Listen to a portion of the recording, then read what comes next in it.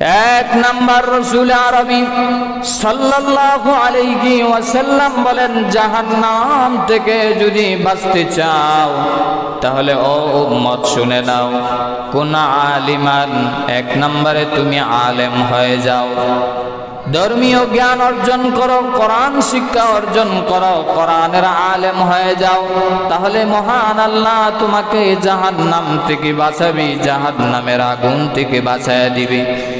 আর যদি এরকম হীরার কপাল যদি না হয়, স্বর্ণের কপাল নিয়ে যদি দুনিয়াতে না আসতে পারো রে বান্দা, তাহলে আও মুতাআল্লিমান, দুই নাম্বার তোমার জন্য সাজেশন হলো, তোমার দায়িত্ব হলো, তুমি যদি আলেম না হইতে পারো আলেমের ছাত্র হয়ে যাও।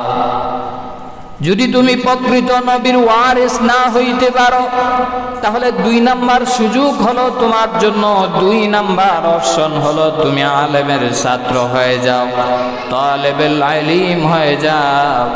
তিন নাম্বারে মায়ের নবীজি বলেন, যদি তুমি আলেম হইতে পারো না, তুমি যদি আলেমের ছাত্র হইতে পারো না, আও মুস্তামিআন, তিন নাম্বারে আলেমের কথা শোনো আর সেই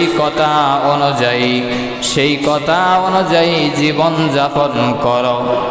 তিন নাম্বার অপশন। এক নাম্বার হয়তো আলেম হও, না হয় আলেমের ছাত্র হও।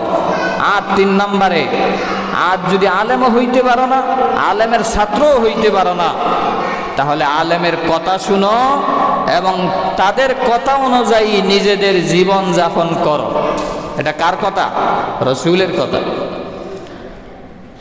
এক নাম্বার আলেম হয়ে যাও, যদি আলেম না হইতে পারো, দুই নাম্বারে আলেমের ছাত্র হয়ে যাও, তালেবুল ইলম হয়ে যাও, ইলম অন্বেষণে চলে যাও।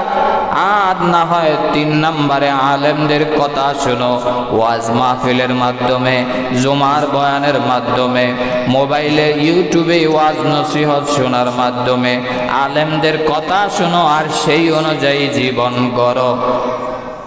যদি তিন নাম্বার অপশনের তোমার সুযোগ না থাকে যে আমার তো আলেমের ওয়াজ শোনার সময় নাই, তাহলে চার নাম্বার রাসূল বলেন, আও মুহিব্বান, যদি আলেম হইতে পারলা না, আলেমের ছাত্র হইতে পারলা না, আলেমের কথাও শুনলা না, তাহলে আলেমদেরকে দিল থেকে, অন্তর থেকে মহব্বত করো। সুবহানাল্লাহ।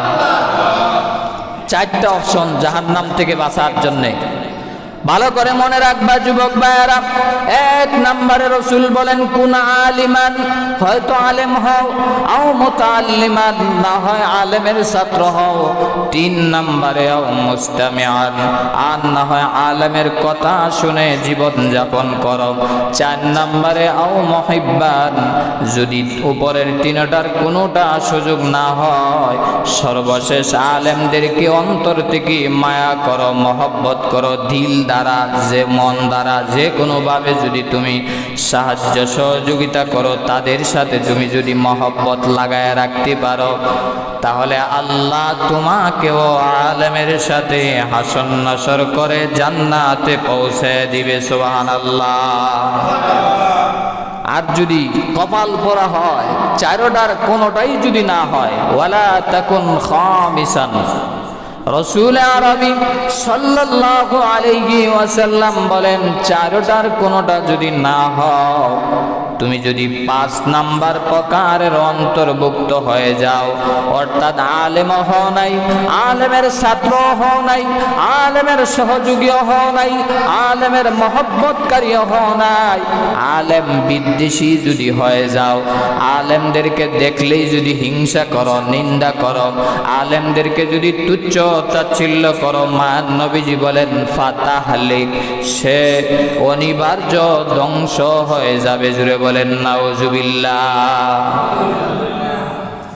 এই জন্য আলেম হওয়া লাগবে, আর না হয় আলেমের ছাত্র হওয়া লাগবে, না হয় আলেমদের কথা অনুযায়ী চলতে হবে, আর না হয় চার নম্বরে আলেমদেরকে মহব্বত করতে হবে জান প্রাণ দিয়া।